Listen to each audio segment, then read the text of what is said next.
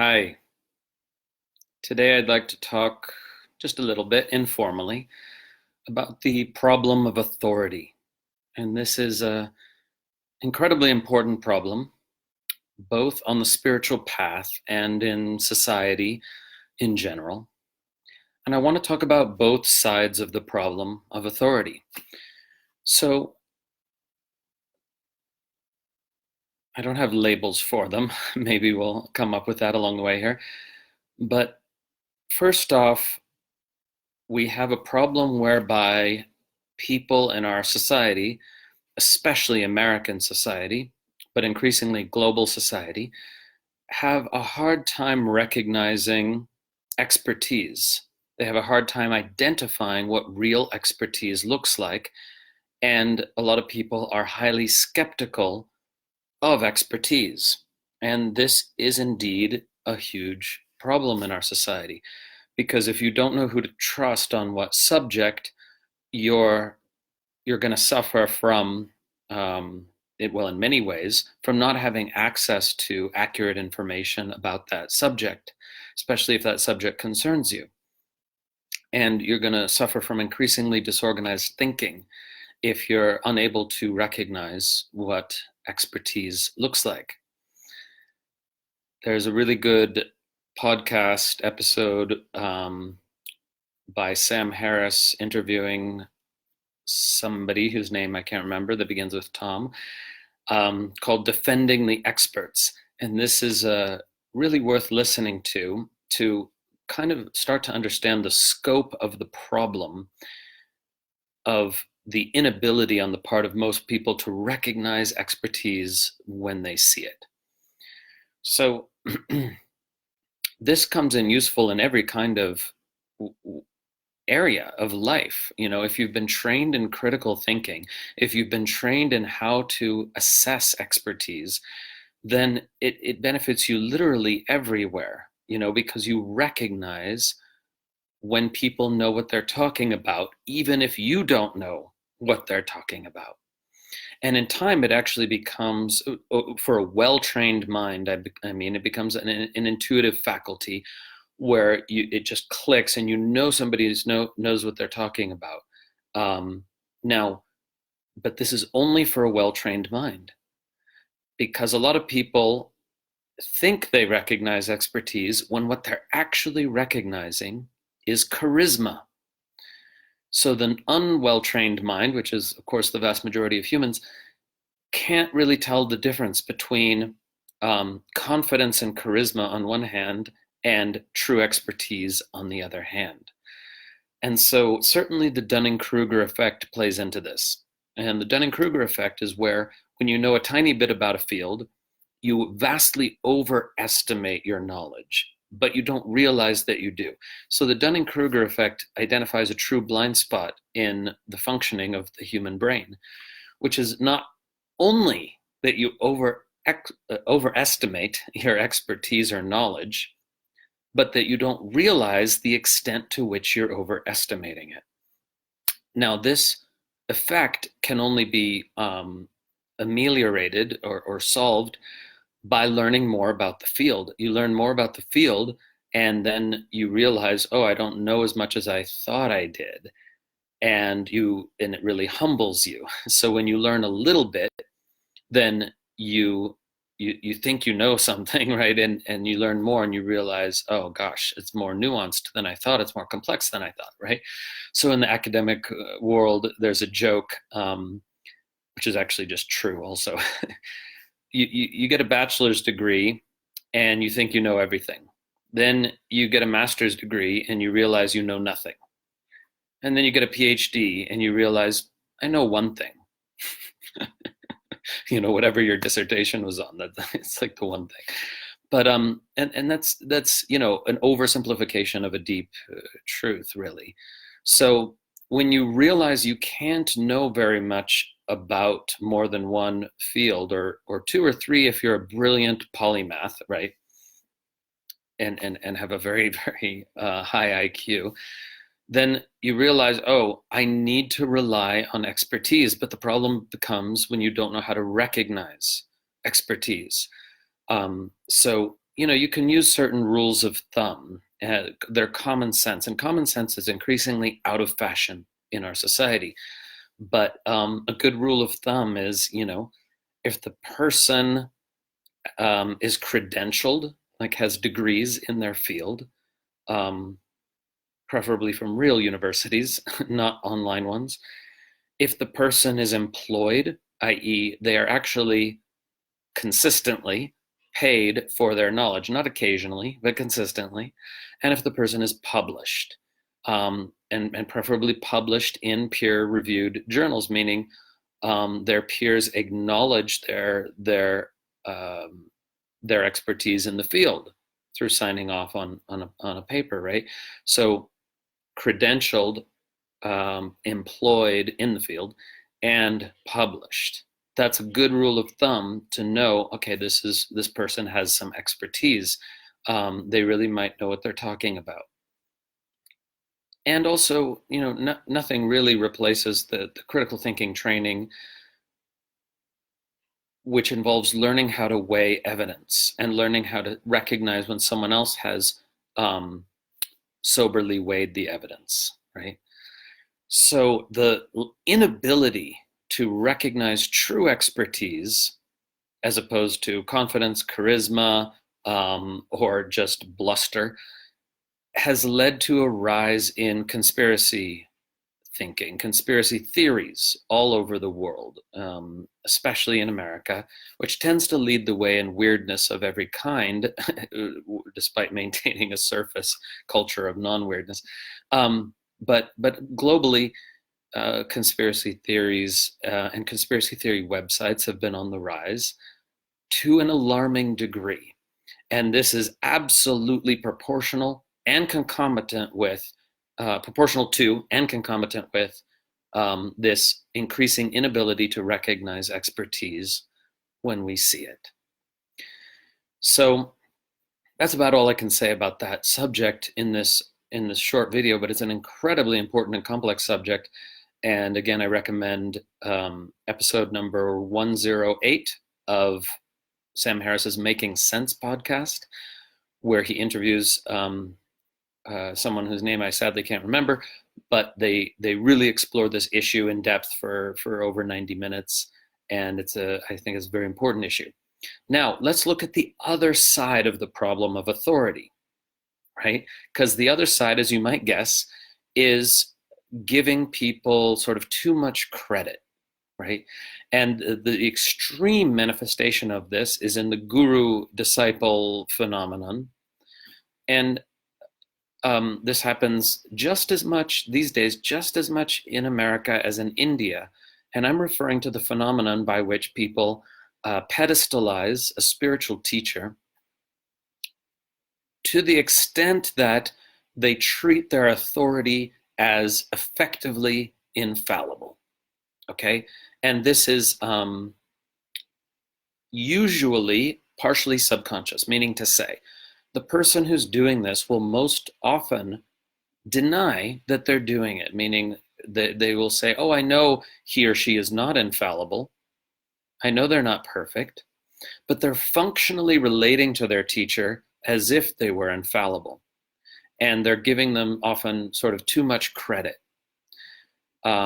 So there's a difference between sort of being able to mentally, conceptually acknowledge that somebody is human and makes mistakes, and actually grokking that, really getting it on a deeper level. And I went through this, myself. I pedestalized my guru, my root guru, and saw her as effectively infallible, even though I would have denied it at the time. And I was lucky because she didn't take advantage of that. She didn't take advantage of people pedestalizing her, at least not as far as I could see, and certainly not with me. And when you're so lucky, all you can do is just, feel incredible gratitude to the universe and the goddess, because most people aren't so lucky. Most people pedestalize a teacher, and a teacher takes advantage of that in one way or another, financially, sexually, whatever. So I am able to look back and say that was an important phase for me. It was beneficial. It was actually beneficial to pedestalize my guru. Why? Because I received what she offered so fully into my heart, and I benefited from it much more than if I had maintained, the critical, skeptical gaze the whole time. When you really trust someone and love someone and think they're amazing, you put into practice what they offer you with great faith and devotion and zeal. And that benefited me more than I could say. I needed those years of just unquestioningly putting into practice what my teacher gave me with devotion and zeal. And as I say, I was just extremely lucky that she was not one of those that took advantage of that situation.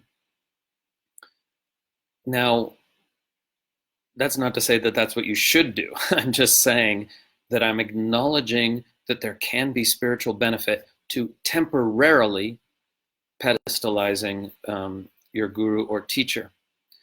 But I think if there is spiritual benefit to it, it's for a limited time only. There's a definite expiry date to that period, beyond which it's really unhealthy. You're sort of keeping yourself in a subordinate position, and you're actually undermining your own spiritual process by continuing to pedestalize the teacher.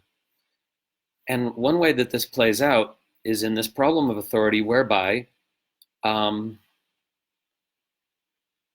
you give too much credit to things your teacher says that are out of their field of expertise. Okay, so now we have this fairly newish expression of being in your lane or out of your lane. And this expression is often used in a shaming way.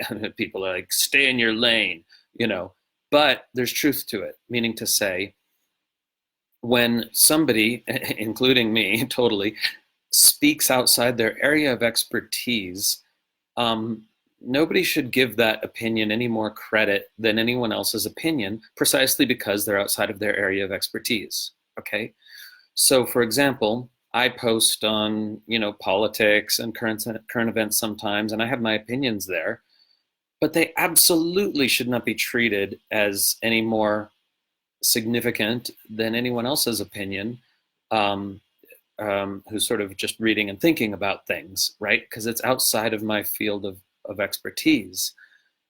And so there should be, in a kind of well-balanced mind, there should be a significant difference between hearing a statement from somebody within their field of expertise and outside of it.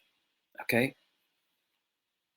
And again, we see this play out in an extreme version when, a guru figure pronounces on areas well outside of their expertise and are not questioned by their followers, and I know you guys are not like that. My audience, the people I'm speaking to now and who are seeing this recording, thank God, thank God. But I encourage you to, to question what you're told, even if it is told with an air of authority. Now, let's come to the problem of how to assess the statements made by your teacher within their area of expertise. Do you, because they're an expert, do you presume that they must be true? No. No, you simply presume that they're likely to be true. That's why you bother to consult with an expert. That's the only reason, they're more likely to be true. So one problem we're seeing in our society these days is black and white thinking and binary thinking, which is dangerous because it's as if so many people don't understand probabilities anymore. They don't understand that that there's a difference between something, being the case and being likely to be the case. So there's no way you can ever have accurate or nuanced thought structures if you can't understand probabilities and variations in probability. Okay, so here now, even when you're listening to an expert, whose expertise you have verified, you don't assume that what they're saying is definitely true, but you do assume that it's likely to be true. So this is the balance beam in this sort of problem of authority, right? Because if you're overly skeptical, then you waste a huge amount of time reinventing the wheel. Since you don't know how to recognize expertise, you think you need to verify everything, and nobody can do that, you know. And but on the other hand, if you're treating the person as, you know, functionally infallible, then you have a problem on that side, right? So the spiritual life, and indeed the sort of examined intellectual life even, is like walking a tightrope or a balance beam. If you lean too far one way or the other, you're going to fall off, and it's going to hurt. There are consequences, right? So what I invite then is that, you know, yes, you want to consult with experts, right? And you need teachers. We all need teachers, you know. On the spiritual path, you cannot be your own guru. It's impossible, right?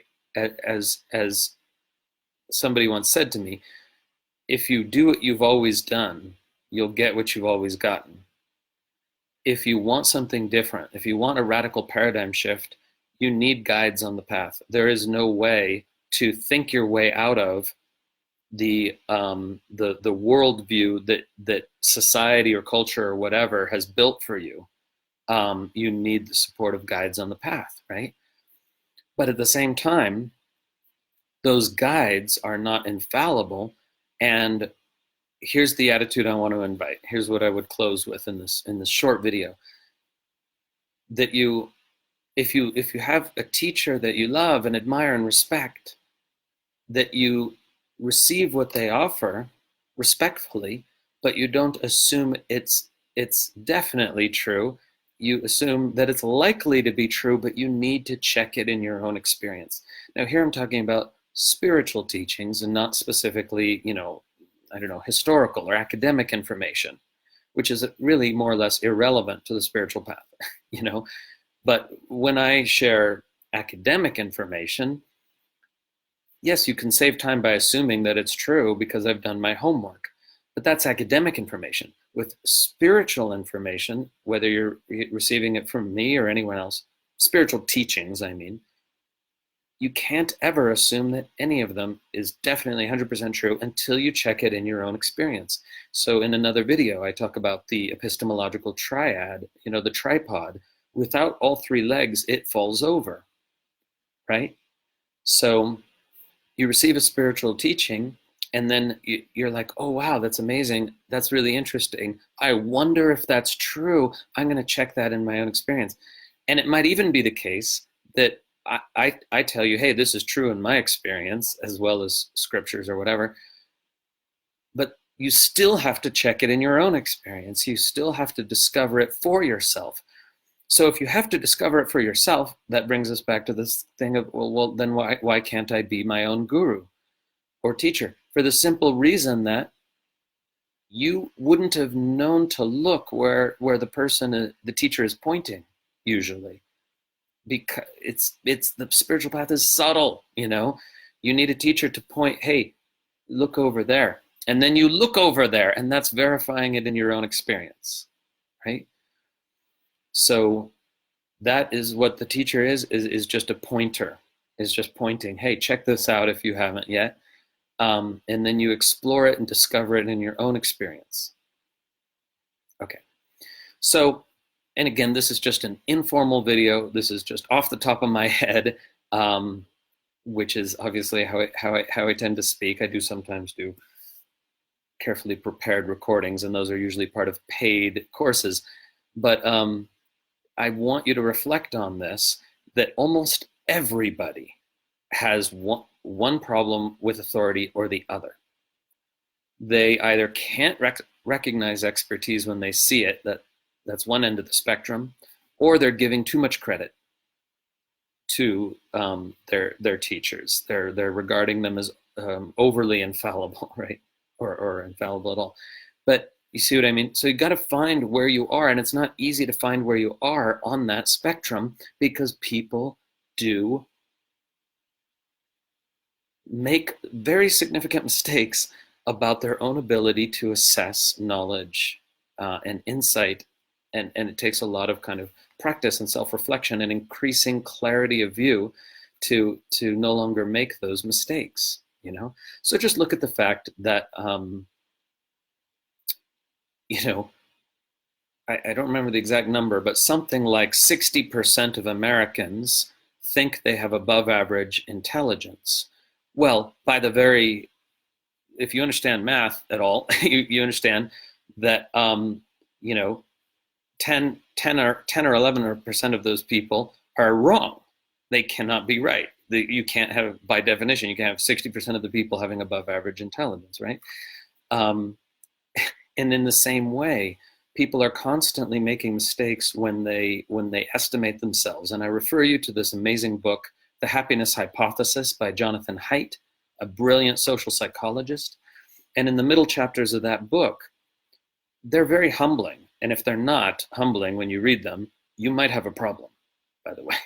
They're humbling because he shows how we are so bad at estimating our own accuracy of perception and our own moral intuitions about ourselves. And so when you are shown the studies that prove that that's the case, if you have any humility, you go, shit, I might be wrong about myself then. You know, and everybody wants to be the exception because, of course, there's the small percentage of people that accurately self-assess. And the studies show, we're talking small, folks. We're talking 5% of the population, if that, can accurately self-assess. And everybody wants to be that, you know.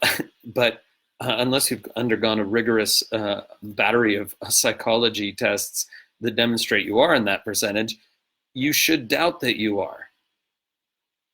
And if you don't, then you might need a little more spiritual humility, right? So if you doubt that you are, then you realize, okay, I might not be accurately self-assessing. So let me get reflection. Let me get reflection from my teachers and peers. You know, is my problem with authority more on this end of the spectrum or more on that end of the spectrum? Because actually, you know, people are probably going to be able to reflect back to you on this subject a little more accurately than you can reflect on yourself, probably. It's worth exploring. So there's no easy answers here, right? But this is really worth thinking about deeply and considering and nuancing your understanding of over time. Okay, so that's the video.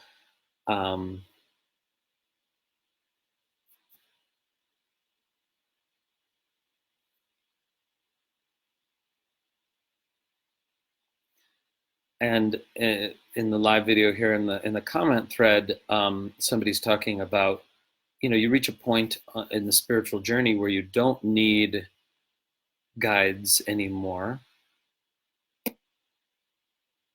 Yeah, I mean, I think that's true. I think that's true, but the problem is this problem of self-assessment.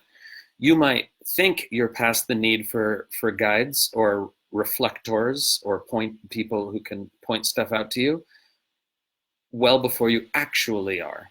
And I would invite you to cultivate some humility and say, hey, I want to believe, you know, if you are this person, I want to believe I'm past the need for guides, but how do I know?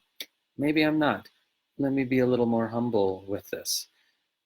But yeah, and you know, as a kind of factual statement, I would agree that there comes a point where your clarity of view and your orientation is so well established that you don't need guides or teachers anymore.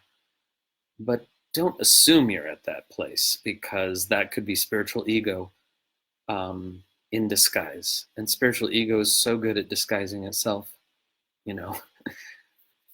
Anyway, so that's some thoughts on this subject, and may it foster some beneficial contemplation for you. Om.